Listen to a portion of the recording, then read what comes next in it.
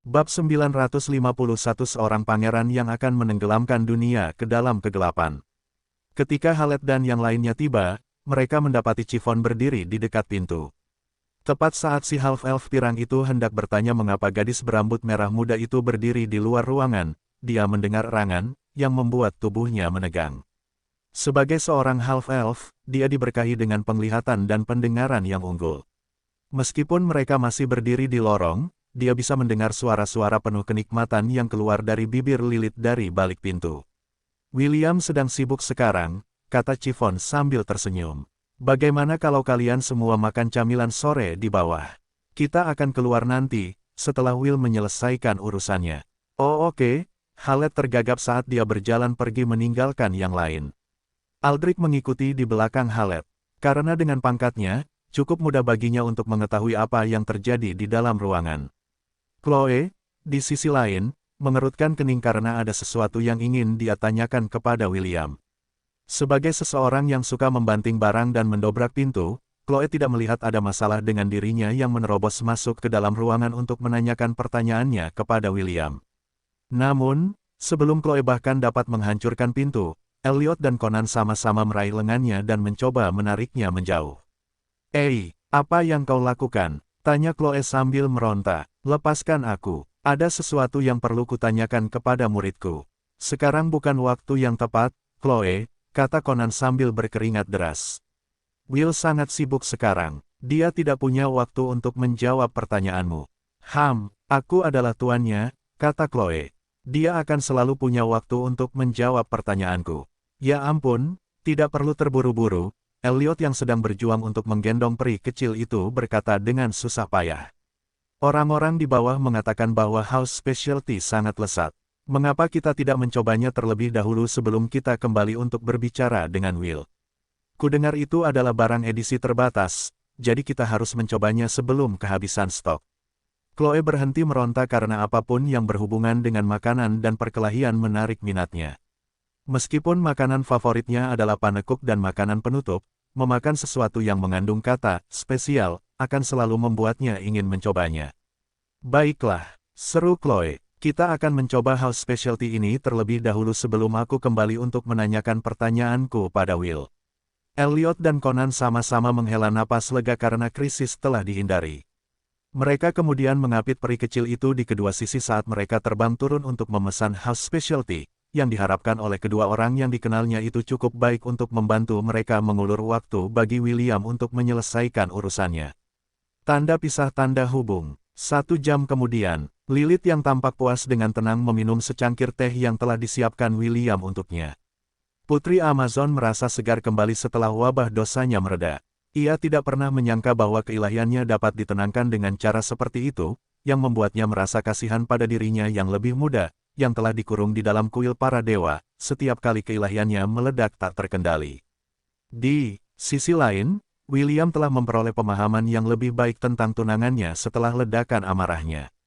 Tidak seperti keinginan Putri Sidoni akan tubuhnya, dosa Putri Amazon meliputi seluruh keberadaannya. Lilith tidak menginginkan tubuh half-elf, ia menginginkan segalanya. Kabar baiknya adalah bahwa dosanya lebih dapat dikendalikan daripada dosa Putri Sidoni. Selama bercinta, Lilith berfokus untuk membuat William merasa senang, sambil dengan rakus membawanya ke dalam dirinya. Meskipun William tidak mau mengakuinya, ia mendapati keinginan Lilith untuk mendapatkannya sangat panas dan seksi, yang membuatnya tidak kalah dari rayuan Putri Succubus, yang dosanya mewakili nafsu. Khaled tidak dapat menatap William dengan mantap karena setiap kali ia menatap wajahnya, ia dapat merasakan pipinya terbakar. Remaja berambut merah itu tidak menyadari bahwa Khaled telah mendengar percintaan mereka melalui pintu karena perhatiannya terfokus pada Lilith. Hanya ketika Chiffon telah kembali, half-elf itu tahu bahwa tuan keenamnya, Chloe, hampir menerobos masuk ke dalam ruangan saat mereka sedang melakukan latihan yang berat. "Kerja bagus kalian berdua," William berterima kasih kepada kedua familiarnya melalui telepati karena jika bukan karena mereka, peri kecil itu mungkin telah menerobos masuk ke dalam ruangan, dan menemukan sesuatu yang belum pernah dilihatnya sebelumnya. "Ini adalah hal yang wajar untuk dilakukan," jawab Elliot. "Kekeke, aku tidak akan berbohong, Will, itu hampir saja," komentar Conan. "Chloe benar-benar kuat, aku mengerahkan seluruh tenagaku hanya untuk menahannya." Chloe, yang tidak tahu bahwa anak laki-laki itu sedang membicarakannya, berdiri di depan William dengan lengan disilangkan di dadanya. Dia menatap half-elf dengan ekspresi serius, tetapi setelah semenit berlalu, dia masih tidak mengatakan apapun. Ini mendorong William untuk mengambil inisiatif untuk bertanya padanya apakah ada sesuatu yang dia butuhkan darinya. Tuan ke-6, Elliot dan Conan mengatakan bahwa Anda ingin bertanya kepada saya, kata William. Apakah ada yang bisa saya bantu? Chloe bersenandung sebelum mendarat di bahu kanan William. Kau tahu, aku ingin bertanya kepadamu tentang dunia tempat aku muncul, kata Chloe. Dunia itu disebut bumi, kan? William menganggukkan kepalanya. Ya, bagaimana aku muncul di sana? Tanya Chloe. Hal terakhir yang kuingat adalah bahwa aku mengikuti jejakmu ketika tiba-tiba, aku jatuh di langit dan melihatmu bertarung melawan para golem hitam raksasa itu. Peri kecil itu dengan lembut menyodok pipi William saat dia mendesaknya untuk menjawab. Aku mungkin tidak secerdas adikku, Claire, tetapi menurut Celeste, aku memiliki memori eidetik, jelas Chloe. Tidak mungkin bagiku untuk melupakan sesuatu. Namun, tidak peduli seberapa keras aku berpikir, aku tidak dapat mengingat bagaimana aku berakhir di bumi. Ini adalah sesuatu yang sangat menggangguku. Jadi, Will, bagaimana kamu muncul di dunia itu? Memori eidetik juga disebut memori fotografi. William menggelengkan kepalanya karena dia juga tidak tahu bagaimana dia muncul di bumi. Satu-satunya hal yang dapat diingatnya adalah gambaran samar 3 sosok bayangan. Maaf, Tuan ke-6, aku benar-benar tidak tahu, jawab William. Aku juga tidak dapat mengingat bagaimana aku berakhir di tempat itu. Benarkah? Peri kecil itu berhenti menusuk William karena dia dapat melihat bahwa dia mengatakan yang sebenarnya. Karena dia tidak tahu jawaban atas pertanyaannya, dia memutuskan untuk membiarkannya saja untuk saat ini, dan memutuskan untuk memberitahunya berita yang ingin disampaikan Celeste kepadanya. Will, saat kita kembali ke akademi, kau harus segera mencari Celeste, kata Chloe. Menurutnya, ada beberapa hal yang terjadi di benua iblis, yang sangat mengkhawatirkan keselamatan benua tengah. Aku juga di sini untuk menyampaikan perintah dari kepala sekolah kepadamu untuk menyelidiki apa yang sedang dilakukan para iblis. William mengerutkan kening. Tidak bisakah kepala sekolah menugaskan orang lain untuk melakukan pekerjaan ini? Aku punya beberapa hal penting yang harus kuurus setelah aku kembali ke akademi. Karena dia sudah mencabut kutukan dari St. Ashe, dan Isaac, dia berencana untuk mengunjungi benua selatan untuk menemui Wendy, dan St. karena dia sangat merindukan mereka. Tidak, jawab Chloe sambil menggelengkan kepalanya. Karena masalah ini juga menyangkut saudara kembar Celeste. Tubuh William menegang dan ekspresinya menjadi serius setelah mendengar kata-kata Chloe. Celeste hanya punya satu saudara kembar, dan itu tidak lain adalah guru pertamanya, Celine. Apa maksudmu? Tanya William. Apa hubungan situasi di benua iblis dengan guru pertamaku? Chloe mendesah sambil menundukkan kepalanya.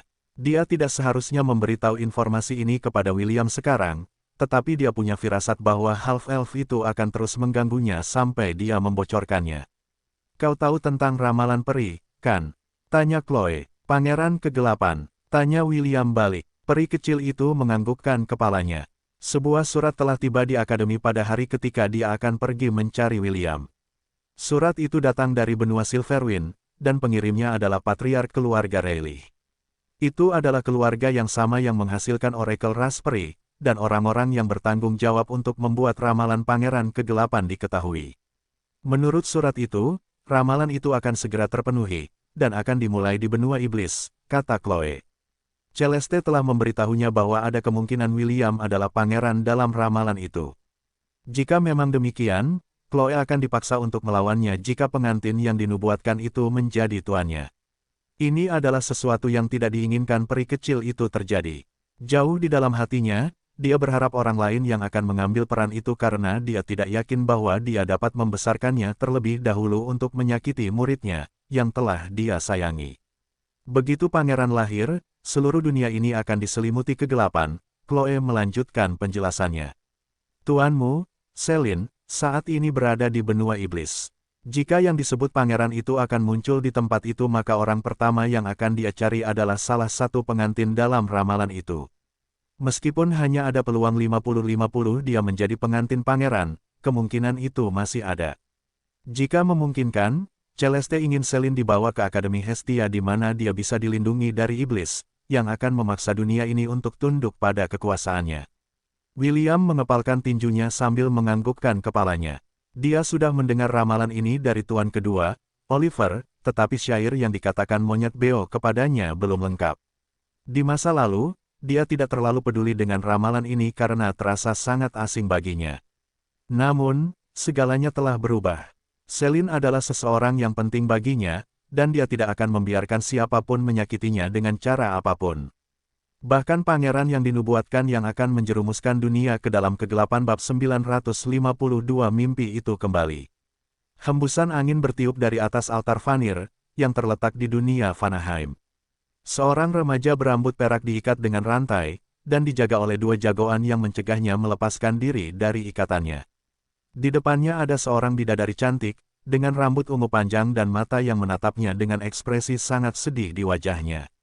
"Ayla, kau tidak perlu mendengarkan mereka," kata remaja berambut perak itu dengan napas terengah-engah saat dia melihat gadis yang telah mengorbankan banyak hal demi dirinya. Dia telah menyelamatkannya ketika dia jatuh dari tebing selama pertempuran besar melawan Fomorian. Mereka adalah ras makhluk mengerikan yang tujuan utamanya adalah menghancurkan setiap tanah yang mereka tuju. "Ayla, lebih baik mengakhiri penderitaannya," seorang wanita cantik menggoda dengan rambut pirang panjang, dan mata ungu berkata sambil tersenyum. "Hubunganmu dengannya tidak akan pernah diketahui oleh siapapun. Jika kau menolak, para tetua akan terus menyiksanya sampai kau setuju untuk mengakhiri lelucon ini." Ayla menundukkan kepalanya saat setetes air mata mengalir di sisi wajahnya. Dia tahu bahwa temannya, Henos, benar. Jika dia terus keras kepala, satu-satunya yang akan menderita adalah remaja berambut perak yang seluruh tubuhnya kini dipenuhi luka. "Will, maafkan aku," kata Ayla sambil menempelkan tangannya di dahi kekasihnya. "Bahkan jika kau melupakanku, aku berjanji tidak akan melupakanmu. Tidak sekarang, tidak sampai akhir zaman." Tangannya bersinar dengan kekuatan saat dia mengaktifkan kemampuan uniknya yang dapat menghapus ingatan orang-orang.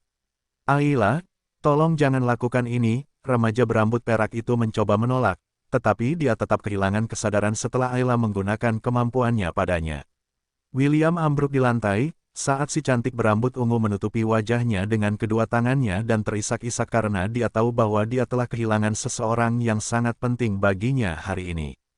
"Tidak sesulit itu, kan?" Henos melingkarkan lengannya di tubuh Ayla dan berbisik di telinganya. "Karena apa yang kau lakukan, dia tidak perlu menderita lagi. Kau membuat pilihan yang tepat." Pada saat inilah ringkikan kuda terdengar dari surga. Berbalut baju besi ringan, dan membawa bendera Asgard, seorang Valkyrie mendarat di altar. Dia melotot penuh kebencian pada Vanir yang telah menyiksa kekasihnya, setelah apa yang telah dia lakukan untuk mereka. Menggunakan kekuatan supernaturalnya, Wendy memutuskan rantai yang mengikat William. Dia kemudian menopang tubuhnya hingga dia terpasang erat di kuda bersayapnya sebelum menaikinya sendiri. Lengan kiri Wendy menopang pinggang William dan menahannya di tempat, sementara kepala half-elf bersandar di dadanya. Dia telah menempuh perjalanan jauh untuk tiba di Vanaheim demi menyelamatkan kekasihnya dari para Vanir sombong yang menganggap diri mereka hebat. "Wendy, maafkan aku," kata Ayla sambil menatap Kapten Valkyrie yang sedang menopang tubuh William.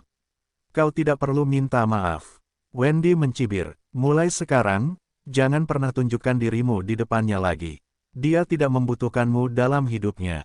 Setelah mengucapkan kata terakhir, Wendy dengan ringan menendang sisi kuda bersayapnya. Kuda yang membawa Valkyrie ke medan perang, mengangkat sayapnya dan terbang menuju langit. Ayla memperhatikan mereka pergi sementara air mata di matanya mengaburkan pandangannya. Sebagai seseorang yang telah hidup selama ratusan tahun, ini adalah pertama kalinya dia merasa seolah-olah ada lubang yang terbuka di dalam hatinya. Dan dia tahu, dengan pasti, bahwa dia tidak akan pernah mencintai lagi seumur hidupnya. Tanda pisah, Akademi Hestia, itu mimpi itu lagi, gumam Ayla sambil menyeka air mata yang jatuh saat dia tidur. Ini adalah mimpi yang terus-menerus dialaminya, sejak William meninggalkan Akademi Hestia untuk pergi ke Forbidden Grounds. Si cantik bak bidadari itu tidak mengerti mengapa dia mengalami mimpi ini, berulang-ulang. Satu-satunya hal yang dia tahu adalah bahwa setiap kali mimpi itu terjadi, dia merasa hatinya hancur.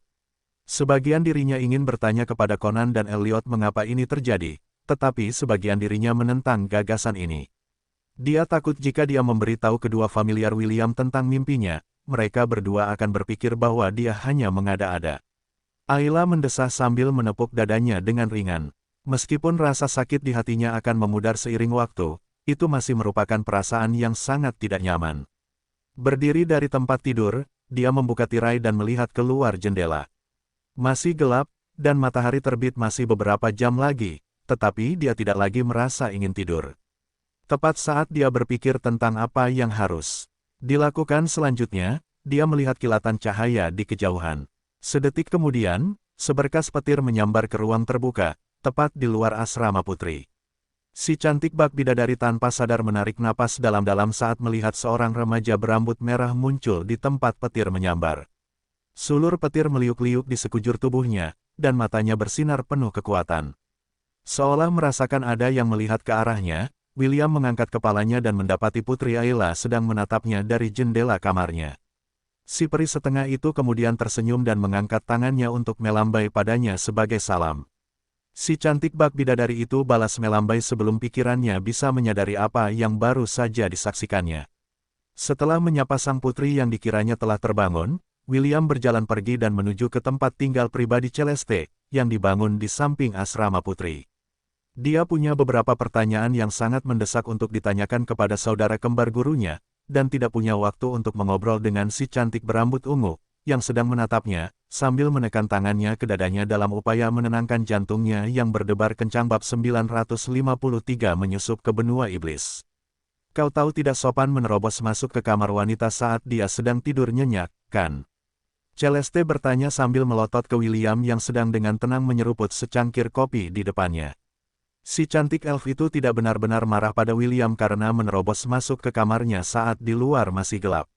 Dia hanya ingin melampiaskan kekesalannya karena tidak bisa tidur selama beberapa hari terakhir karena isi surat yang diterimanya dari benua bulan perak. Karena kemunculan William yang tiba-tiba, elf cantik itu masih mengenakan gaun tidurnya dan tidak punya waktu untuk menggantinya. Meski begitu, William bahkan tidak melirik tubuhnya, dan hanya menyeruput kopinya dalam diam. Saat ini, half-elf itu sedang tidak ingin menghargai si cantik yang duduk di seberangnya. Ceritakan padaku tentang situasi di benua iblis, William bahkan tidak repot-repot menjawab pertanyaan Celeste dan langsung ke intinya. Juga, berikan aku surat-surat yang kau terima. Aku juga perlu membacanya. Celeste dengan kesal mengambil setumpuk surat dari cincin penyimpanannya dan meletakkannya di atas meja di depannya. William meletakkan cangkirnya dan meraih surat-surat yang menyebabkan pembatalan rencana liburannya yang singkat di kota pelabuhan Alabaster. Beberapa menit berlalu dalam keheningan saat William membaca isi surat itu. Dia seharusnya tiba lebih awal, tetapi Ashe, Putri Sidoni, Chiffon, dan Lilith berhasil meyakinkannya bahwa dia harus beristirahat beberapa jam terlebih dahulu, sebelum pergi ke Akademi Hestia. Karena dia dapat bepergian menggunakan kekuatan skill Lightning Strider-nya, tiba di akademi dalam waktu singkat bukanlah masalah baginya. Celeste menyeruput kopi yang telah disiapkan Chloe untuknya dan menyukainya. Ini adalah hal baru baginya, yang lebih suka minum teh hampir sepanjang waktu. Beberapa menit berlalu sebelum William selesai membaca semua surat yang datang dari benua Silvermoon. Half-elf itu mengerutkan kening saat dia meletakkan tumpukan surat di atas meja sebelum melihat Celeste yang baru saja selesai meminum kopinya. Jadi, pada dasarnya, orakel dari keluarga Rayleigh meramalkan bahwa Pangeran Kegelapan akan segera bangkit, dan itu akan terjadi di benua iblis, kata William. Tidak disebutkan siapa pangeran itu, atau di mana tepatnya di tanah iblis dia akan muncul. Juga tidak ada kerangka waktu dan hanya kata, segera, yang menunjukkan bahwa itu akan terjadi dalam waktu dekat. Kerutan di wajah William semakin dalam saat dia melihat Celeste, yang menatapnya dengan ekspresi serius di wajahnya. Keduanya saling memandang selama 1 menit penuh sebelum half-elf menyuarakan pertanyaan yang ada di benaknya. Apa sebenarnya yang kau inginkan dariku? Tanya William. Celeste mengeluarkan sebuah peta dari cincin penyimpanannya dan meletakkannya di atas meja agar William dapat melihatnya. Peta ini diberikan kepadaku oleh saudariku sebelum ia pergi ke negeri iblis, Celeste menjelaskan. Kau tidak perlu khawatir tentang keakuratan peta ini karena peta ini dibuat oleh seorang demigod yang gemar bepergian. Selain itu, demigod itu adalah guru saudariku, yang menjadikannya Grandmaster-mu. William menganggukkan kepalanya untuk mengakui perkataan Celeste. Ada saat ketika Celine menjelaskan kepadanya secara singkat tentang nenek tua yang jelek, yang telah membesarkannya dengan cinta dan perhatian selama ia tinggal di benua iblis. Karena alasan inilah Celine pergi ke benua iblis untuk mencari gurunya, untuk berbicara dengannya untuk terakhir kalinya, dan mengucapkan selamat tinggal terakhirnya sebelum ramalan Pangeran Kegelapan menjadi kenyataan. Yang kuinginkan darimu adalah pergi ke hutan duri jahat tempat saudariku pergi mencari gurunya, kata Celeste. Tuannya adalah seorang demigod, jadi untuk saat ini, keselamatannya terjamin. Namun, keadaan akan berubah begitu pangeran yang dinubuatkan itu lahir.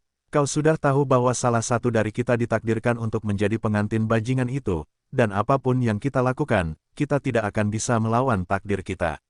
Namun, semua harapan belum hilang. Selama kau bisa membawanya ke Akademi Hestia, sebelum bajingan itu muncul, perlindungan tempat ini akan menjauhkannya. Ini juga sebabnya aku tinggal di Akademi. Selama aku di sini, tidak akan ada hal buruk yang menimpaku. William mengamati peta tempat hutan duri jahat berada. Itu adalah tempat yang sangat berbahaya untuk dikunjungi, dan terletak di wilayah barat laut Tanah Iblis.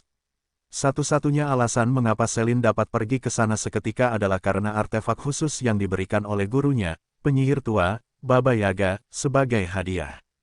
Tanpa itu, dia akan membutuhkan setidaknya 2 bulan untuk mencapai tujuannya karena jaraknya dari benua tengah. Half-elf itu menggaruk kepalanya saat dia mencoba menyusun rencana tentang cara mencapai tujuannya. Pada saat itulah seberkas cahaya melesat keluar dari dada William dan muncul kembali di sampingnya. Chiffon melirik peta di atas meja dengan ekspresi cemas di wajahnya. Sebelum bertemu William, dia telah menghabiskan sebagian besar hidupnya di alam iblis. Jika memungkinkan, dia tidak ingin kembali, tetapi karena suaminya berencana untuk pergi ke sana, dia akan membantunya dengan kemampuan terbaiknya. Selama kita tidak berkeliaran di dataran tengah alam iblis, kita sebagian besar akan, baiklah, komentar Chiffon sambil melihat peta. Benua iblis memiliki 4 dewa di dalamnya. 1 tinggal di dataran tengah, 1 di barat, 1 di selatan, dan yang terakhir di wilayah timur laut. Chiffon menunjukkan lokasi para demigod di peta berdasarkan ingatannya. Selama tinggal di negeri iblis, dia sering pergi ke perpustakaan untuk membaca buku agar bisa melarikan diri dari saudara-saudaranya. Sama seperti Chloe, Chiffon memiliki ingatan fotografis, dan dia dapat dengan mudah mengingat hal-hal yang telah dia lihat, dengar, baca, atau alami. Menggunakan pengetahuan yang dimilikinya, dia segera menyusun rute, sambil menggunakan penanda yang diberikan William kepadanya. Pasukan Jenderal Iblis difokuskan di selatan, Chiffon melanjutkan penjelasannya. Ini sebagai persiapan untuk kemungkinan invasi oleh manusia ke benua iblis, serta benteng mereka untuk serangan pendahuluan di negeri manusia. Tunggu, William menyela penjelasan istrinya karena dia punya pertanyaan untuk ditanyakan. Apakah manusia mencoba menyerang negeri iblis? Ya, Chiffon dan Celeste menjawab serempak. Setelah ayahmu menghadapi invasi iblis, Kekaisaran manusia menggunakan kesempatan itu untuk mencoba menaklukkan tanah iblis, Celeste menjelaskan seperti seorang profesor. Manusia berhasil, dan mungkin akan mengambil lebih banyak tanah, tetapi rencana mereka dirusak oleh demigod terkuat di benua iblis, yang tidak lain adalah guru saudara perempuanku, Baba Yaga. Celeste beristirahat sejenak dan menyesap kopi yang baru diseduh yang diberikan Claire padanya. Setelah membasahi tenggorokannya, dia melanjutkan penjelasannya, yang memungkinkan William memahami sejarah tempat yang akan dikunjunginya. Setelah serangkaian negosiasi, Raja Iblis yang terluka parah terpaksa membayar sejumlah besar sumber daya, untuk menebus tanah yang telah diambil manusia dari mereka, Celeste menceritakan. Namun, ini hanya terjadi karena Baba Yaga telah campur tangan. Karena kehadirannya, manusia terpaksa menyerahkan tanah mereka sebagai ganti sumber daya yang hanya dimiliki benua iblis. Setelah mendapatkan kembali tanah mereka, Raja Iblis, bersama dengan para jenderal yang tersisa, telah mengubah seluruh wilayah selatan menjadi perisai, serta pedang yang selalu diarahkan keluar. Singkatnya, rintangan terbesarmu adalah menyusup ke tanah mereka dari selatan. Selama kamu mampu melewati blokade mereka, kamu akan dapat menjelajahi tanah iblis dengan relatif mudah, selama kamu tetap berada di wilayah timur benua. Chiffon, yang mendengarkan dari samping, memegang tangan William dan menunjuk ke bagian selatan peta. Seorang demigod menjaga wilayah selatan, kata Chiffon. Meskipun tidak sekuat Baba Yaga, dia adalah demigod terkuat kedua di benua iblis. Akan sulit untuk melewatinya kecuali kamu dapat mengelabui indranya. William mengusap dagunya sambil melihat peta di depannya. Meskipun dia memiliki 2 job class yang dapat membuat pangkatnya melonjak ke level demigod, dia tidak terlalu tertarik untuk berhadapan langsung dengan ras iblis. Pada saat itulah Half-Elf menyadari bahwa dia terlalu banyak berpikir. Meskipun dia tidak dapat menggunakan job class Einherjar, dia dapat menggunakan job class Vampire Progenitor untuk berbaur dengan para iblis tanpa menimbulkan kecurigaan. Dia hanya perlu mengubah warna rambutnya, dan sedikit menyesuaikan fitur wajahnya, yang dapat dengan mudah diselesaikan dengan beberapa ramuan dari God Shop. Setelah memikirkan cara yang sempurna untuk menyusup ke pengawasan demigod, William dan Chiffon memutuskan rute yang akan mereka ambil, untuk berjaga-jaga jika penyamarannya terbongkar. Meskipun Half-Elf percaya diri dengan kemampuan aktingnya, dia tidak cukup sombong untuk berpikir bahwa rencananya sangat jitu. Bab 954 Tataplah matahari terbit bersama sekali lagi. Setelah meninggalkan kamar Celeste, William pergi ke Taman Akademi untuk berpikir. Matahari akan segera terbit, dan taman itu adalah salah satu dari sedikit tempat di Akademi Hestia di mana Anda dapat melihatnya terbit dari timur. Berdiri di sampingnya adalah Chiffon, Putri Sidoni, Ashe, dan Lilith. Masing-masing dari mereka cantik dengan caranya sendiri, dan siapapun yang melihat mereka berdiri di samping William pasti akan mengutuk Half-Elf dan 7 generasinya karena memiliki wanita cantik seperti itu di sisinya. Will, betapapun aku ingin pergi bersamamu ke benua iblis, aku tidak bisa, kata Lilith sambil melirik ke sisi kanannya. Aku harus kembali ke Kekaisaran Amazon dan berbicara dengan ibuku tentang hubungan kita. Putri Amazon kemudian berjalan menuju Half-Elf dan melingkarkan lengannya di pinggangnya. Dia kemudian mencium bibirnya selama beberapa detik sebelum menariknya kembali. Harap berhati-hati, Lilith menatap William dengan tatapan penuh kasih. Setelah menghabiskan waktu bersama William di Deadlands, Putri Amazon tidak ingin lagi berbagi remaja berambut merah dengan saudara perempuannya di Kekaisaran Amazon. Sejujurnya, Permaisuri Andraste ingin putri-putrinya yang lain, selain Lilith, untuk beranak cucu dengan William juga. Jika Lilith tidak mampu merayu Half-Elf tersebut maka Permaisuri Andraste akan menggunakan cara lain untuk menyeret remaja berambut merah itu ke kekaisarannya, suka atau tidak. Putri Amazon mengerti bagaimana ibunya berpikir karena dia telah melakukan ini berkali-kali di masa lalu. Semua anak ajaib yang menjanjikan di seluruh benua tengah akan menemukan diri mereka diculik oleh kelompok elit, yang tujuan utamanya adalah untuk membawa mereka kembali ke Kekaisaran Ares. Tentu saja, Permaisuri Andraste tidak akan menahan anak-anak ajaib ini di wilayahnya lama-lama. Setelah dia memastikan bahwa prajuritnya hamil, dia akan mengirim anak-anak ajaib ini kembali ke rumah mereka dengan membawa harta karun dan artefak berharga lainnya untuk masalah mereka. Karena itu, para penguasa berbagai kerajaan dan kekaisaran menutup mata terhadap cara Amazon melakukan sesuatu. Bagi mereka, selama kejeniusan mereka kembali dengan selamat, liburan singkat ke tanah Amazon dianggap sebagai hal yang baik. Hal ini juga memungkinkan mereka untuk mendapatkan bantuan dari Permaisuri Andraste, yang akan dihormatinya sebagai cara untuk membuat semua orang senang. Ini adalah salah satu alasan mengapa Lilith ingin kembali ke rumah. Dia takut bahwa, karena dia telah pergi untuk waktu yang lama, ibunya mungkin telah memutuskan bahwa dia telah gagal, dan akan segera mengirim pasukan elit untuk memburu William. Sejujurnya, dia tidak khawatir tentang kekasihnya. Yang dia khawatirkan adalah bahwa prajurit Amazon yang akan dikirim untuk menculiknya akan mengalami akhir yang tragis. William mencium kening Lilith sebelum menganggukkan kepalanya. Dia tahu bahwa Lilith memiliki tanggung jawab sebagai putri Amazon, jadi dia tidak akan memaksanya untuk menemaninya. Selain itu, dia tidak tahu betapa berbahayanya perjalanan ke benua iblis ini. Baginya, yang terbaik bagi Lilith adalah tidak melibatkan dirinya dalam misi berbahaya ini. Katakan pada ibumu bahwa ketika semuanya selesai, aku akan berbicara pribadi dengannya, kata William sambil menatap Lilith dengan ekspresi serius. Tolong ingatkan dia untuk tidak melakukan sesuatu yang curang. Aku tidak ingin menyakiti orang-orangmu. Selain itu, jangan ragu untuk mengunjungi Thousand Beast Domain kapan saja. Lilith dengan lembut menyentuh anting-antingnya sebelum menganggukkan kepalanya. Aku tahu, aku akan mengunjungi Thousand Beast Domain, sehingga kamu tidak akan terlalu merindukanku. Bagus, William tersenyum. Aku akan menunggumu. Lilith hendak mengatakan lebih banyak, tetapi dia terputus ketika Putri Sidoni berdeham. Putri Sucubus itu melepaskan tangan Lilith dari William dan menariknya menjauh. "Will, apakah kau ingin aku menemanimu?"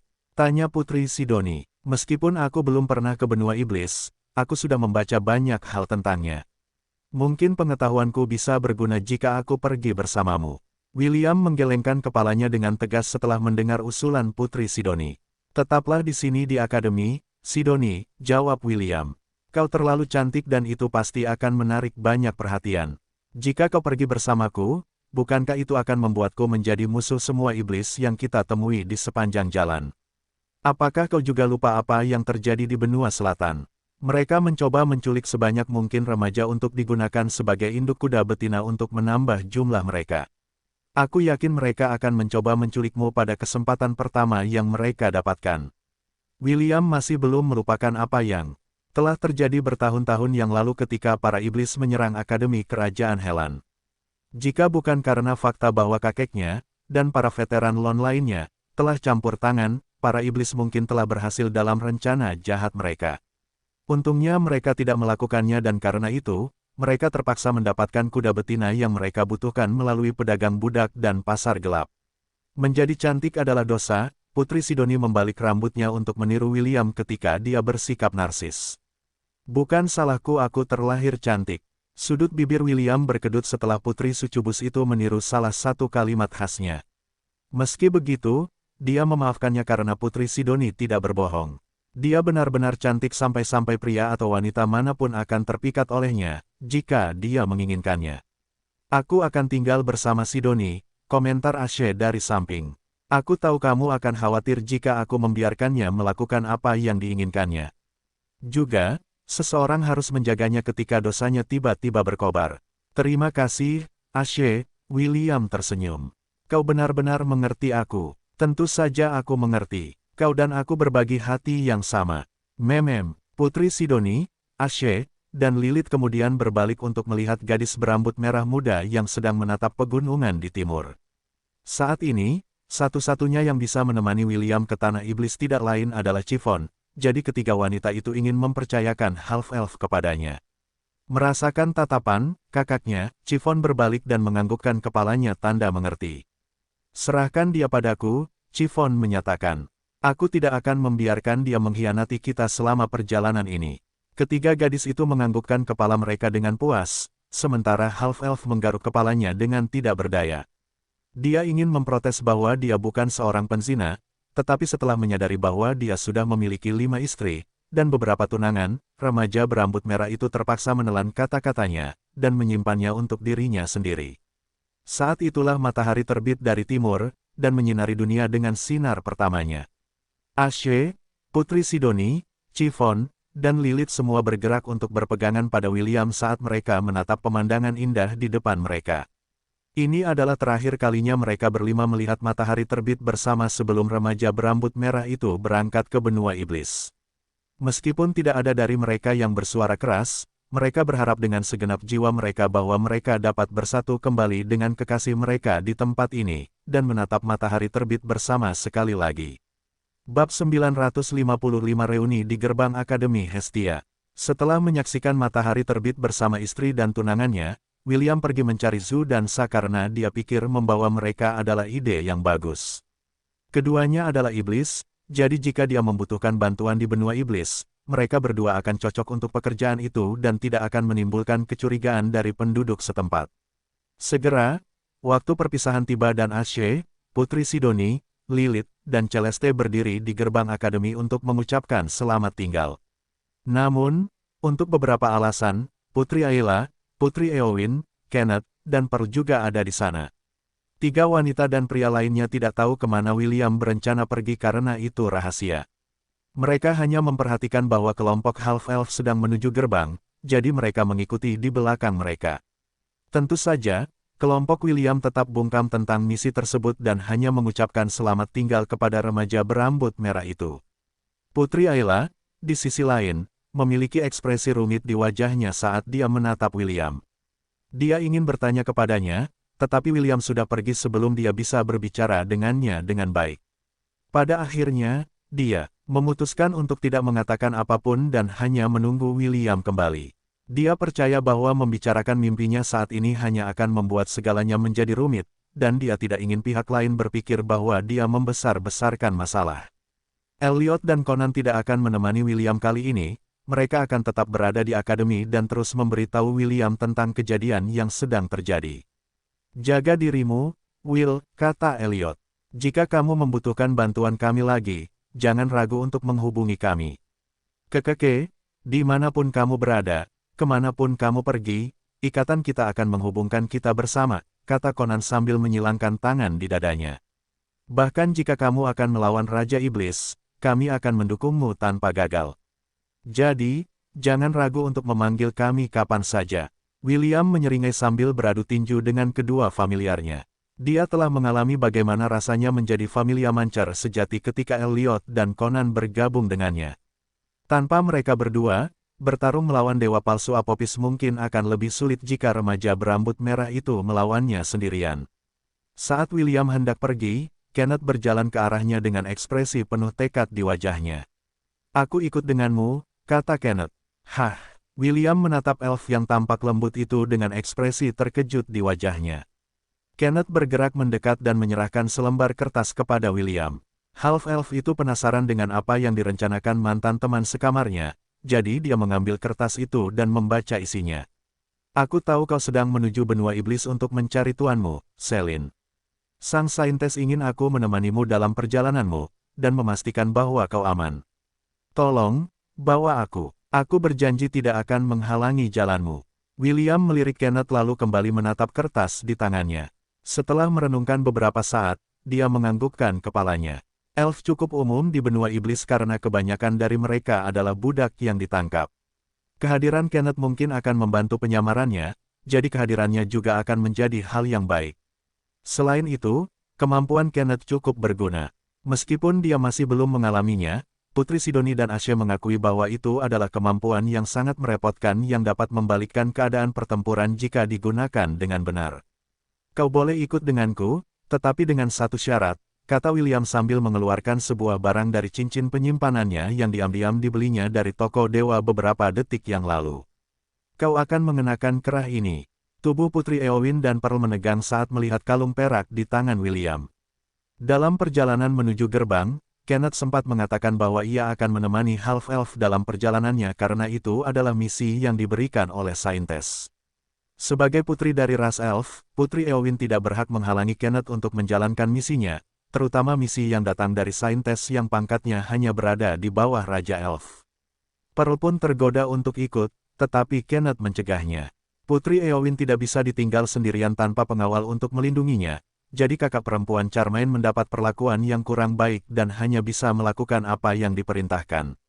Bertentangan dengan apa yang diharapkan semua orang, Kenneth hanya menganggukkan kepalanya, dan tidak menolak syarat William. Baiklah, jawab Kenneth tanpa mengedipkan mata. Pasang di leherku, kau yakin tentang ini? Aku percaya padamu. William tersenyum karena ia tidak menyangka Kenneth akan memiliki kepercayaan penuh padanya. Kalung di tangannya memang kalung budak, tetapi efeknya mirip dengan kalung wisteria. Siapapun yang memakainya dalam jangka waktu tertentu akan memperoleh kekebalan dari mantra perbudakan, dan tidak akan bisa lagi diperbudak di masa mendatang.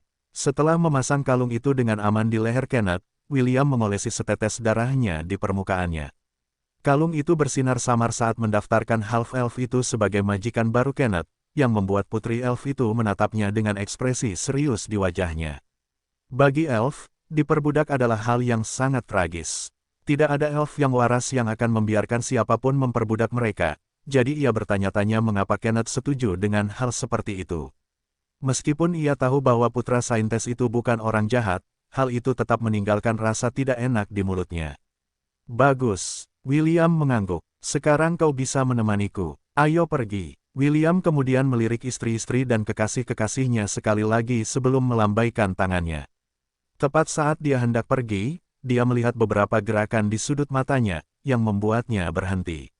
Sebuah kapal terbang yang digunakan untuk mengangkut orang-orang dari kota ke akademi muncul dalam penglihatannya. Ini adalah kejadian yang sangat umum di Akademi Hestia karena sebagian besar siswa menggunakan moda transportasi ini untuk pergi dan kembali ke akademi. Entah mengapa, William merasa bahwa ini bukan kapal biasa, jadi half-elf itu menyipitkan matanya untuk melihatnya lebih jelas. Berdiri di dek kapal, seorang wanita cantik dari dunia lain dengan rambut biru muda panjang berdiri dengan senyum di wajahnya. Di sampingnya, beberapa kambing Amorian berkumpul dan melihat gerbang akademi dengan ekspresi gembira di wajah mereka. Mereka sudah merasakan bahwa remaja berambut merah itu ada di dekatnya, jadi mereka semua berkumpul di samping wanita cantik dengan dua tanduk menonjol di kepalanya karena dia adalah pemimpin kawanan mereka. William berdiri terpaku karena terkejut ketika tatapannya mendarat pada wanita cantik yang sedang menatapnya sambil tersenyum. Dia sudah pernah melihatnya sekali, dan pertemuan itu adalah sesuatu yang tidak mungkin dia lupakan dalam waktu singkat. Amalthea, gumam William ketika kapal semakin dekat. Dia tidak tahu apakah dia sedang bermimpi atau tidak, karena wanita di depannya adalah seseorang yang telah berubah menjadi konstelasi. Perubahan ekspresi half-elf itu diperhatikan oleh semua orang, jadi mereka juga melihat ke arah yang dia lihat. Ketika Ashe melihat wanita yang tampak familiar di dek kapal, matanya terbelalak karena terkejut karena dia tidak pernah menyangka bahwa ibu angkat William akan datang ke Akademi Hestia untuk mencarinya. Bab 956. Mungkin kamu ingin minum susu dulu. William menatap Amalthea dengan ekspresi tercengang di wajahnya karena dia tidak menyangka akan melihatnya di tempat dan waktu ini. Tidak pernah ada kejadian di mana dia bermimpi akan bertemu wanita cantik itu lagi, tetapi lihatlah, dia sekarang berdiri tepat di depannya, dengan senyum lembut di wajahnya yang membuat jantung William berdebar kencang. Optimus, aku tidak bermimpi, kan? William bertanya pada sistem hanya untuk memastikan bahwa dia tidak berhalusinasi. Kurang dari kamu tidak bermimpi. Lebih besar dari. Lalu, apakah dia seperti yang kupikirkan? William bertanya. Tatapannya kemudian tertuju pada kambing-kambing yang berdiri di sampingnya dan ekspresi bingung muncul di wajahnya. Juga, apakah itu kambing-kambingku?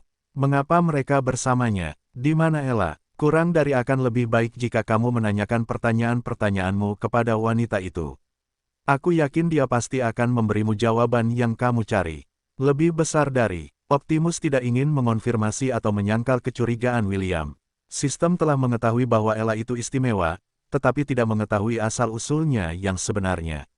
Baru setelah William bertemu Diaz, di dunia alternatif itu Optimus menyadari siapa sebenarnya ibu angkat remaja berambut merah itu. Ashe melirik Ella lalu, kembali menatap William dengan ekspresi rumit di wajahnya.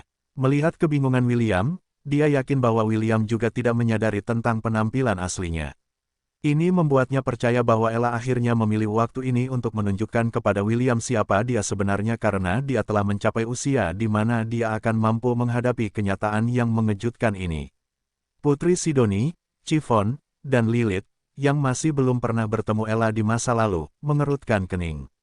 Cara half-elf itu menatap wanita berambut biru muda, yang kecantikannya sedikit melampaui Putri Sidoni, membuat mereka waspada. Begitu kapal terbang itu berlabuh di pelabuhan, wanita berambut biru itu melangkah keluar di jembatan darurat dengan langkah mantap, tetapi jauh di dalam, dia ingin berlari ke arah William dan memeluknya erat. Tentu saja, kambing-kambing Amorian mengikutinya dari belakang yang menyebabkan keributan di pintu masuk akademi. Anak-anak laki-laki yang melihat Ella terpesona oleh kecantikannya, yang membuat mereka lupa fakta bahwa beberapa kambing putih berbulu halus mengikutinya dari belakang, seperti anak bebek yang mengikuti induknya.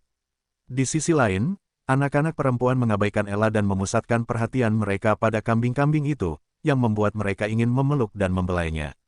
Ella berhenti beberapa meter dari William, dan menatapnya dengan penuh kasih sayang. Sudah lama sejak terakhir kali dia melihatnya, dan bayi kecil yang menggemaskan yang dibesarkannya dengan cinta dan perhatian sekarang telah menjadi remaja tampan yang telah membuat banyak prestasi yang menggemparkan dunia. Lama tak jumpa, Will, kata Ella sambil tersenyum. Maukah kau memelukku? William tidak langsung menjawab. Sebaliknya, ia menatap wanita berambut biru muda di depannya dengan ekspresi serius di wajahnya. Kau, Amalthea, kan? Tanya William. Ya, jawab Ella. Ekspresi geli muncul di wajahnya. Awalnya, ia berencana untuk mengungkapkan identitasnya kepada William saat itu juga, tetapi melihat ekspresi di wajahnya membuatnya ingin menggodanya sebentar. Bukankah kau berubah menjadi konstelasi? Tanya William lagi. Juga, apa yang kau lakukan di sini? Mengapa kau bersama kambing-kambingku? Di mana Ella? Half-elf itu telah lama mengamati kelompok kambing itu dan tidak melihat ibu angkatnya di antara mereka. Hal ini membuatnya sedikit cemas, tetapi melihat reaksi Kronos dan yang lainnya, membuat William merasa ada yang tidak beres. Jawaban untuk pertanyaan pertamamu adalah ya. Aku memang berubah menjadi konstelasi, jawab Ella dengan senyum nakal yang membuat semua orang yang melihatnya merasa jantung mereka berdebar kencang. Mengapa aku di sini? Aku datang ke sini untuk menemuimu. Kronos, dan yang lainnya bepergian bersamaku dari benua selatan karena mereka juga merindukanmu. Mengenai di mana Ella berada, Ella berhenti sejenak saat dia menatap William dengan pandangan cemberut yang membuat hatinya bergetar. Apa kau tidak mengenaliku, Will? Tanya Ella. Itu hanya pertanyaan sederhana, namun goncangan susulan yang ditimbulkannya sangat dalam. Putri Sidoni adalah orang yang cerdas, dan meskipun wanita cantik di depannya tidak mengatakan sesuatu yang eksplisit, sangat mudah baginya untuk menghubungkan titik-titiknya. Sebagai seseorang yang pernah berinteraksi dengan William di benua selatan setelah perang, dia telah melihatnya mengurus kambing dari waktu ke waktu. Ketika Ella melirik ke arahnya, mulut Putri Sucubus terbuka lebar karena tidak percaya.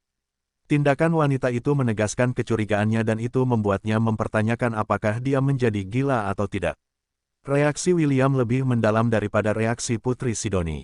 Sebagai seseorang yang telah menghabiskan banyak waktu dengan ibu angkatnya, dia sudah memahami banyak hal tentangnya. Meskipun dia tidak langsung menyadarinya karena kehadiran wanita itu yang luar biasa, hanya masalah waktu sebelum dia menyadari siapa sebenarnya wanita itu. Mama, tanya William. Meskipun dia masih setengah ragu, instingnya mengatakan bahwa dia benar. Ella tidak langsung menjawab. Sebaliknya, dia tetap diam seolah mencerna panggilan sayang yang biasa William panggil saat dia masih muda. Sudah beberapa tahun sejak Half-Elf memanggilnya dengan cara ini, dan dia setengah tergoda untuk memanjakannya, seperti yang dia lakukan dulu. Ya, jawab Ella. Namun, kamu sudah tua. Kamu tidak perlu lagi memanggilku dengan cara itu. Panggil saja aku Ella mulai sekarang. Pupil mata William mengecil setelah mendengar konfirmasi dari wanita di depannya. Pikirannya membeku beberapa saat ia mencoba mencerna wahyu besar yang mengguncang seluruh keberadaannya. Optimus, apakah aku bermimpi? Kurang dari tidak. Itu benar-benar Ella, kambing yang memberimu susu dan membesarkanmu sampai awal masa remajamu. Lebih besar dari. William masih dalam keadaan kaget sehingga ia tidak menyadari bahwa Ella telah berjalan menghampirinya. Hanya ketika wanita cantik itu memeluknya, ia akhirnya mengerti bahwa semua yang telah ia lihat dan dengar adalah nyata. Ada apa? Bisik Ella di telinga William. Apakah kau begitu senang melihatku sehingga kau lupa bagaimana berbicara? Atau mungkin kau ingin minum susu dulu? Jika yang terakhir maka aku khawatir kita harus menundanya sampai hanya kita berdua. Aku tidak ingin diserang oleh wanita-wanita cantik ini, yang telah bersumpah untuk mengikutimu seumur hidup. Nada suaranya dipenuhi kenakalan saat dia menatap para kekasih William yang menatapnya seolah-olah mereka telah melihat saingan cinta mereka yang sebenarnya. Mereka tidak tahu apakah dia bercanda atau tidak. Namun, satu hal yang jelas. Tidak mungkin mereka hanya akan duduk diam dan menyaksikan kecantikan dari dunia lain itu, memberi suami mereka sedikit susunya yang berharga bab 957 pesta ketiga yang tak diundang. William tidak tahu harus berbuat apa, atau apa yang harus dipikirkan. Dia bahkan tidak mendengar Ella menggodanya tentang minum susunya lagi. Saat ini, pikirannya sedang kacau. Tidak mudah baginya untuk menerima bahwa ibu angkatnya sebenarnya adalah Dewi yang pernah dilihatnya di dunia Dias. Saat itu, Dias mengadakan pesta untuk menghormati kedatanganku, gumam William sambil berdiri terpaku di tanah. Yang ku minum hanyalah anggur, yang disajikan oleh Hebe. Namun, ketika aku bangun, aku merasakan susu di bibirku. Apakah itu yang kau lakukan? Ella mundur sedikit untuk menatap mata William. Dia tidak punya niat untuk menyembunyikan bagian itu darinya, jadi dia menganggukkan kepalanya dan mengakui bahwa itu adalah perbuatannya. Apakah kau menyembunyikan wujud aslimu sejak aku masih bayi? Tanya William. Kali ini, Ella menggelengkan kepalanya. Ketika kita pertama kali bertemu, aku tidak ingat siapa aku, jawab Ella, menatap langsung ke arah William. Itulah caranya menunjukkan kepada anak angkatnya bahwa dia tidak berbohong sambil melanjutkan penjelasannya. Aku hanya ingat sedikit ketika kau memberiku ini. Ella mengetuk pelan lonceng perak di lehernya. Itu adalah hadiah yang diberikan Dewa Gembala, David, kepadanya bertahun-tahun yang lalu, dan half-elf itu memberikannya kepada Ella sebagai hadiah. Aku tahu kau punya banyak pertanyaan, dan aku bersedia menjawab semuanya, kata Ella lembut. Tapi, ini bukan tempat untuk berdiskusi seperti itu. Haruskah kita pergi ke tempat yang lebih pribadi?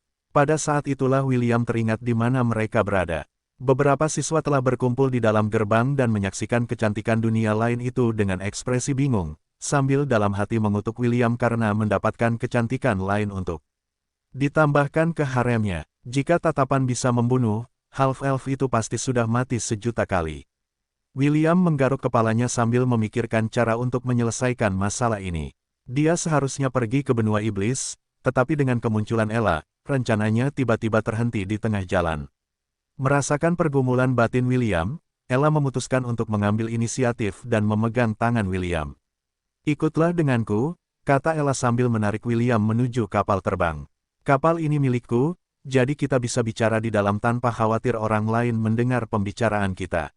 William mengangguk dan membiarkan dirinya dituntun ke kapal terbang oleh wanita cantik yang tangannya yang halus membuatnya merasa hangat dan puas.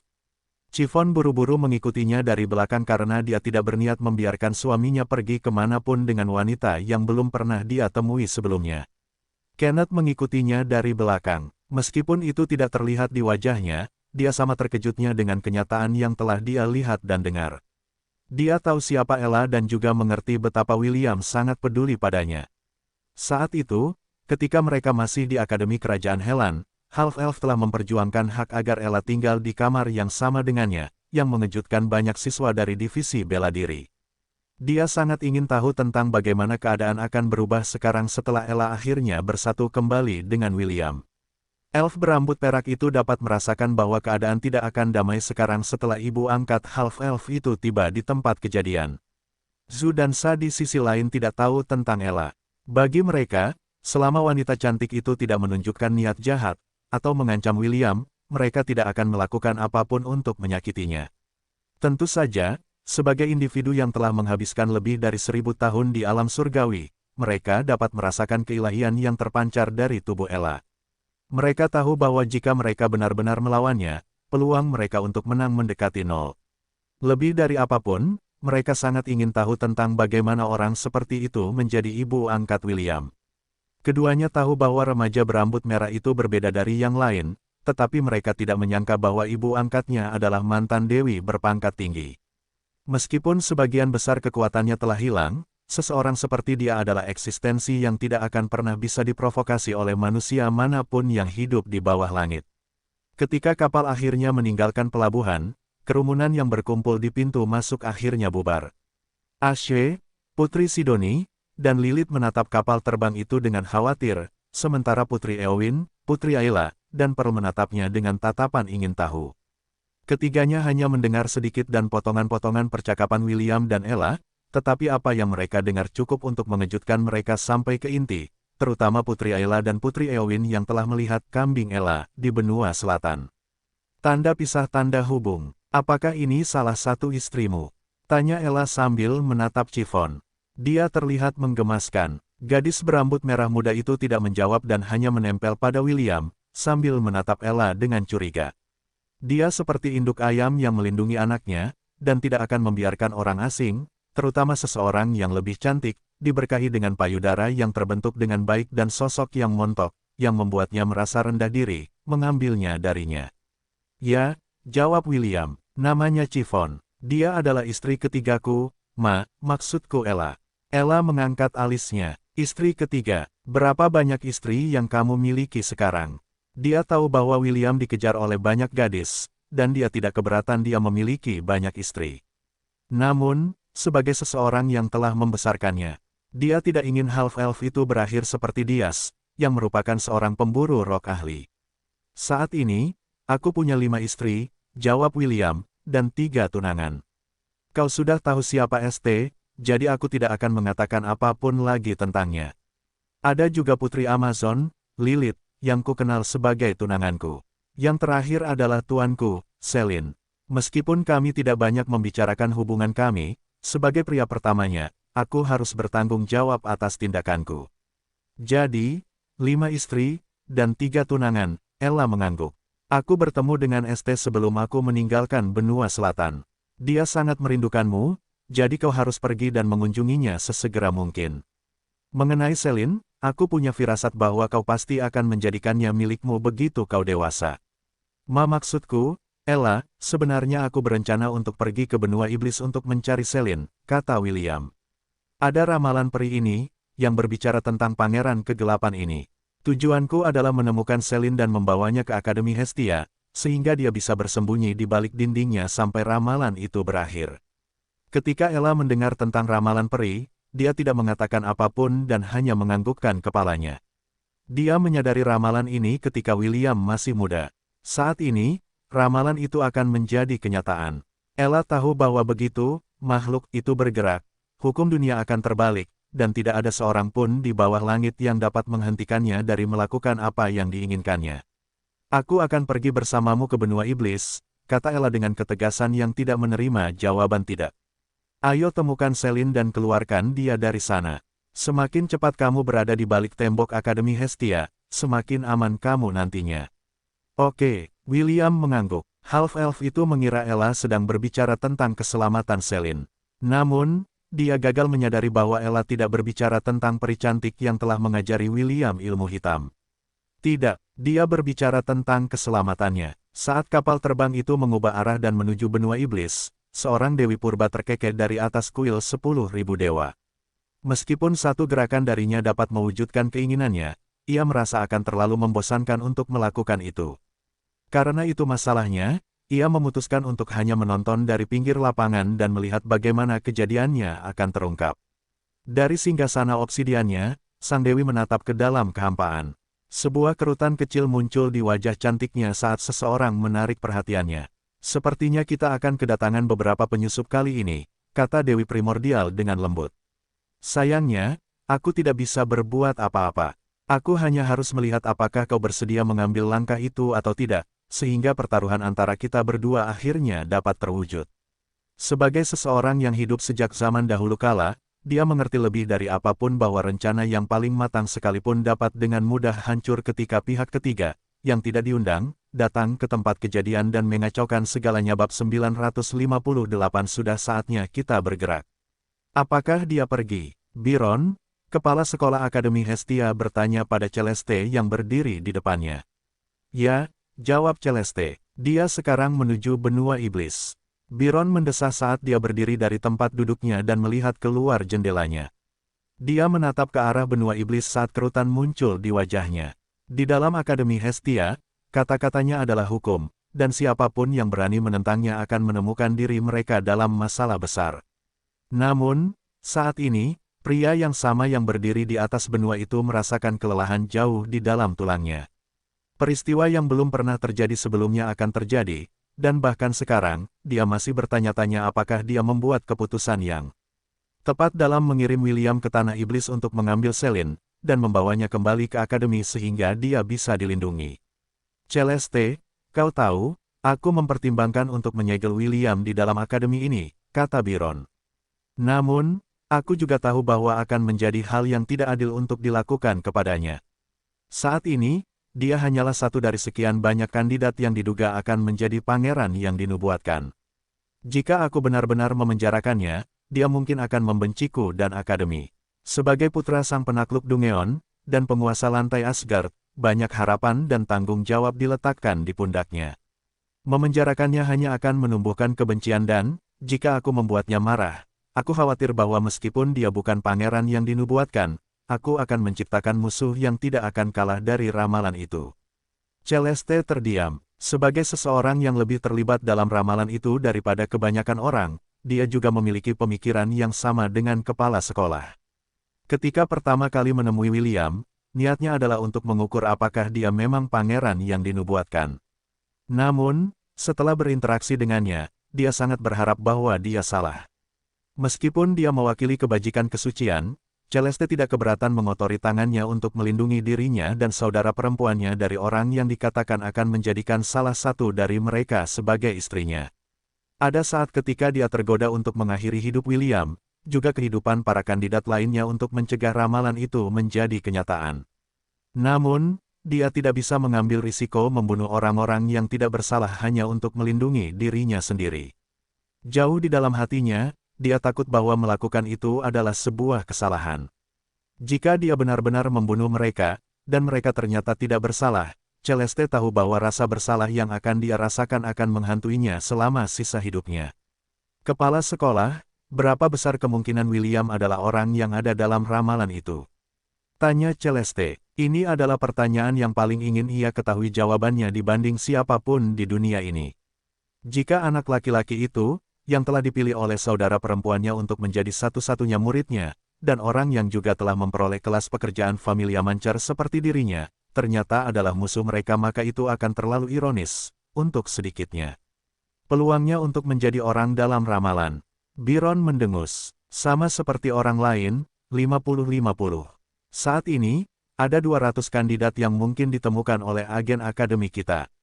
Mungkin, ada lebih banyak di beberapa daerah terpencil yang bahkan tidak dapat dilihat oleh mata kita. Celeste, aku mengatakan ini sekarang. Jangan tinggalkan akademi dalam waktu dekat. Selama kamu di sini, kamu akan aman. Tapi di luar tembok ini, kamu sama tidak berdayanya dengan bayi yang baru lahir.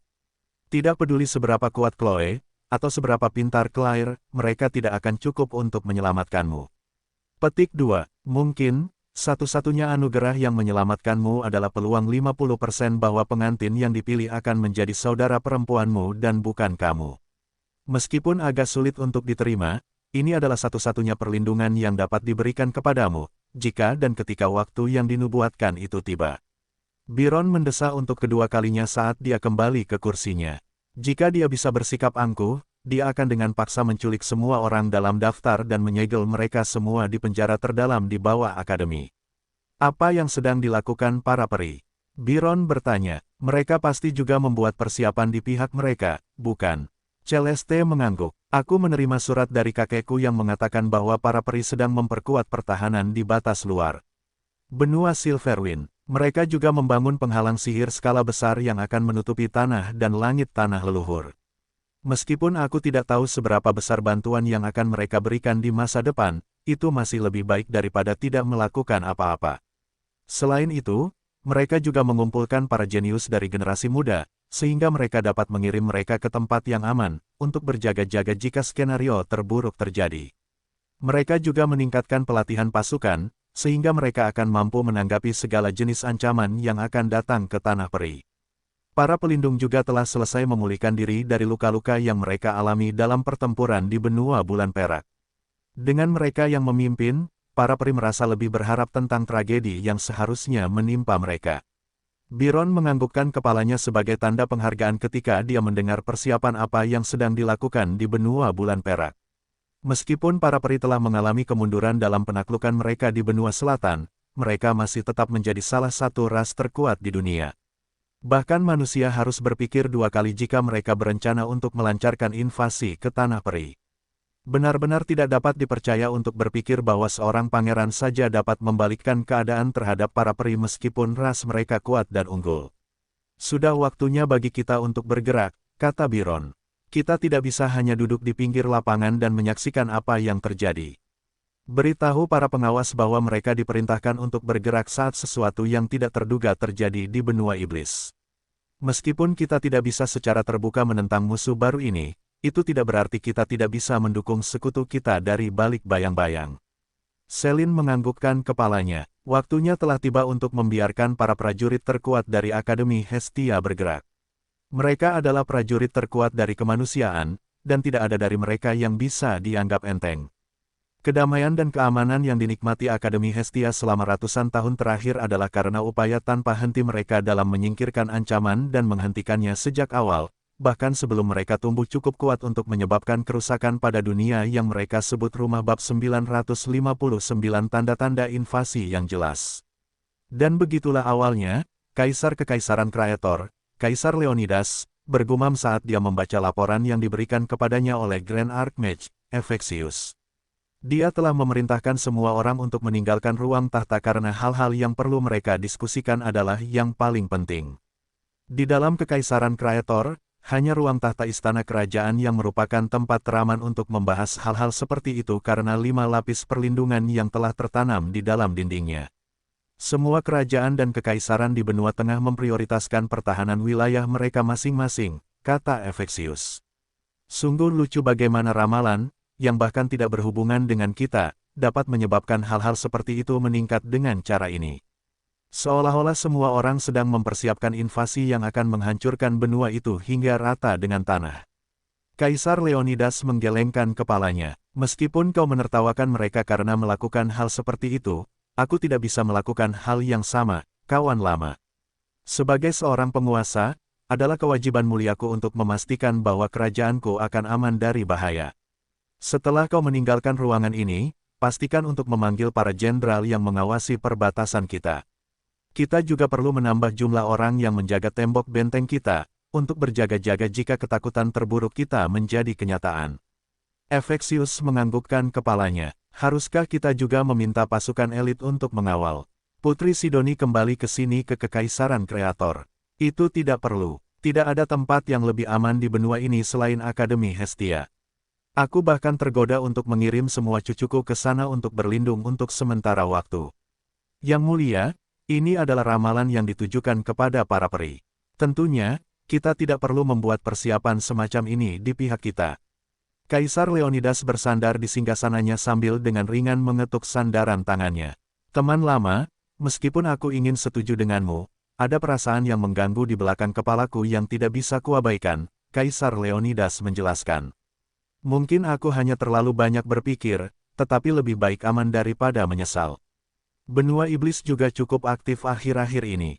Perlukah aku mengingatkanmu bahwa kita adalah kekaisaran kedua yang paling dekat dengan perbatasannya?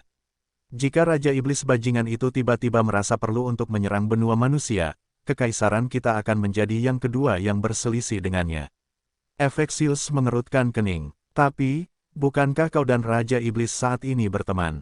Teman, Kaisar Leonidas mengejek. Aku lebih suka makan malam dengan para pembunuh dan penjahat daripada memanggil orang itu sebagai teman.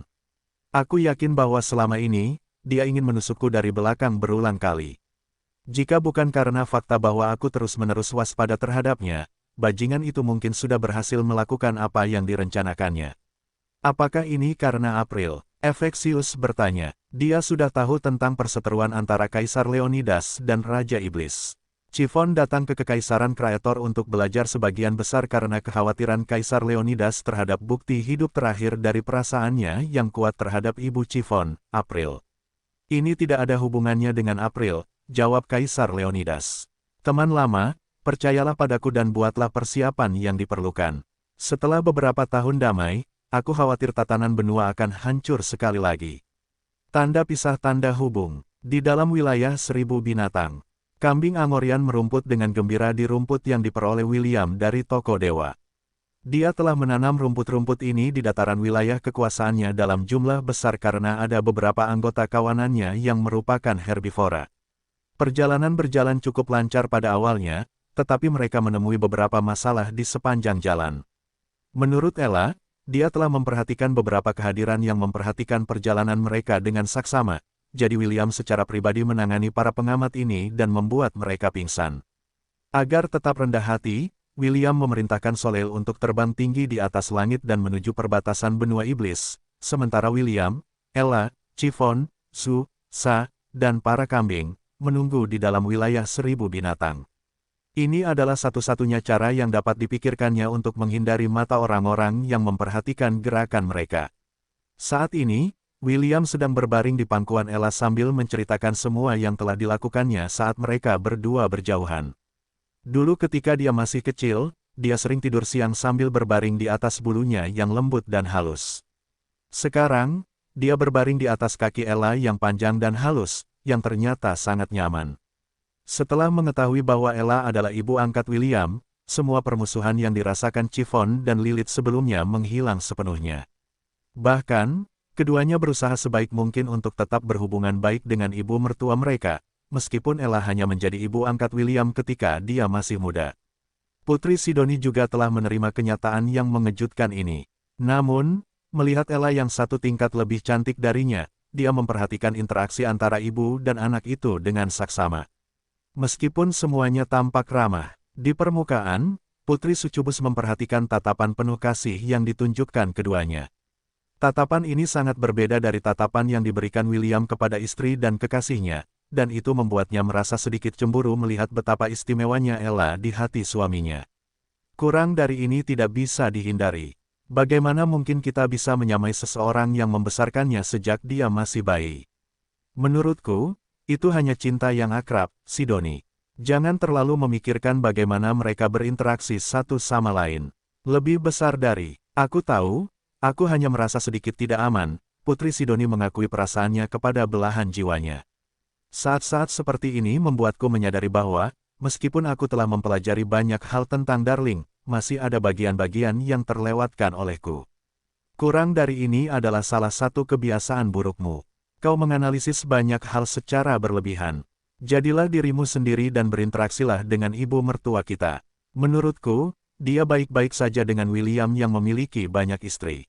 Ketika William memberitahu dia tentang pertemuannya dengan calon putrinya, Ella benar-benar terkejut dan bahagia untuknya. Dia tidak mungkin seburuk itu, kan? Lebih besar dari itu benar. Putri Sidoni mengangguk. Meskipun dia dan gadis-gadis lainnya, selain Chiffon, tidak dapat menemani William dalam perjalanannya, mereka masih dapat menemuinya di Thousand Beast Domain kapan saja mereka mau. Jauh di lubuk hati, semua orang sangat senang dengan pengaturan ini. Tapi, laporan terbaru yang kami dapatkan dari mata-mata kami agak mengkhawatirkan, kata Putri Sidoni. Ras iblis sedang membangun kekuatan mereka di sepanjang perbatasan mereka. Meskipun masih terlalu dini untuk mengatakannya, ini adalah tanda-tanda yang menunjukkan bahwa mereka berencana untuk menyerang. Haruskah kita memperingatkan Kekaisaran Kreator tentang apa yang sedang terjadi? Apakah menurutmu kakek sudah tahu tentang ini? Kurang dari meskipun kupikir dia sudah tahu, akan lebih baik jika kita tetap mengiriminya laporan untuk berjaga-jaga. Lebih dari 1 juta pasukan iblis kini berkumpul di perbatasan.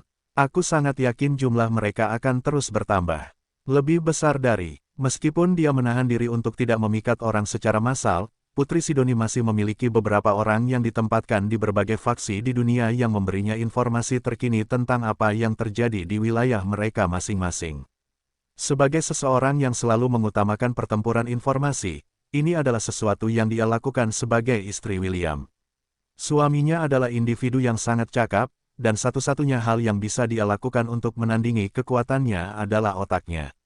Setelah menerima laporan tentang apa yang terjadi di seluruh dunia, Putri Sidoni sampai pada satu kesimpulan. Sesuatu yang besar sedang terjadi di benua iblis. Apapun benda itu, dia yakin suaminya akan segera mengetahuinya. Bab 960 Dendam Raja Iblis. Duduk di ruang singgasana istana, Raja Iblis, serta ayah Chiffon, Luciel, menatap putra sulungnya, Felix, dengan ekspresi serius di wajahnya. Benarkah reruntuhan kuno itu telah ditemukan? Tanya Luciel. Ya, Yang Mulia, jawab Felix. Saya bersumpah demi hidup saya bahwa apa yang saya katakan itu benar. Luciel mendengus sambil menghantamkan tinjunya ke sandaran tangan singgasananya. Hidupmu tidak ada artinya, yang saya butuhkan adalah hasil. Katakan padaku, sejauh mana bawahanmu telah menjelajahi reruntuhan itu? Felix menggertakkan giginya saat menjawab pertanyaan ayahnya. Tidak jauh. Pintu masuknya memiliki susunan yang sangat kuat yang hanya memungkinkan mereka yang menggunakan sihir hitam untuk masuk. Kalau begitu, kirim semua iblis yang dapat menggunakan sihir hitam untuk menyelidiki, kata Luciel. Kami sudah melakukannya, Yang Mulia, jawab Felix. Namun, belum ada satu pun dari mereka yang keluar. Kami masih menunggu hasil penyelidikan mereka. Luciel mengangkat sebelah alisnya saat mendengarkan laporan putranya. Tidak ada satu pun dari mereka yang keluar. Sudah berapa lama mereka berada di dalam reruntuhan?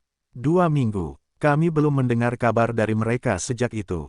2 minggu. Raja Iblis mengusap dagunya sambil merenungkan apa artinya ini bagi kerajaan iblis. Hanya ada 2 kemungkinan yang dapat dipikirkannya. Yang pertama adalah bahwa semua iblis yang memasuki reruntuhan telah mati.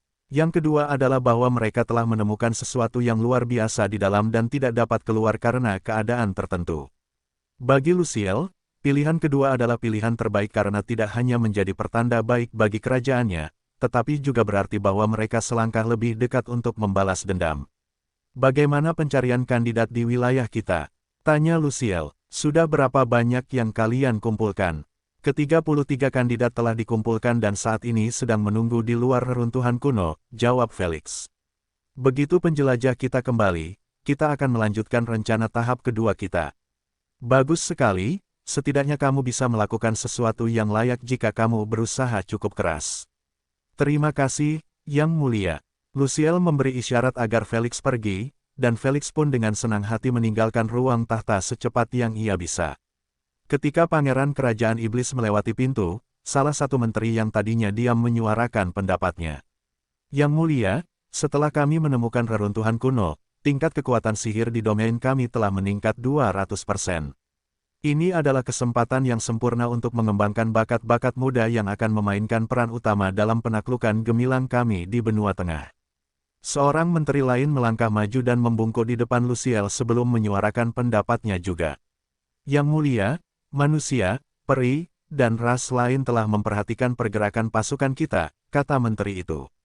Saya pikir memobilisasi pasukan kita untuk meningkatkan pertahanan benteng kita di selatan domain kita adalah langkah yang terlalu dini dari pihak kita. Tidak hanya membuat pasukan di benua tengah waspada, mereka juga menggandakan jumlah prajurit yang menjaga benteng mereka, yang berada di perbatasan kerajaan kita. Luciel mengejek menteri itu, yang membuat menteri itu tanpa sadar mundur selangkah. Kau menyebut keputusanku terlalu dini. Luciel bertanya dengan nada yang berbau niat membunuh.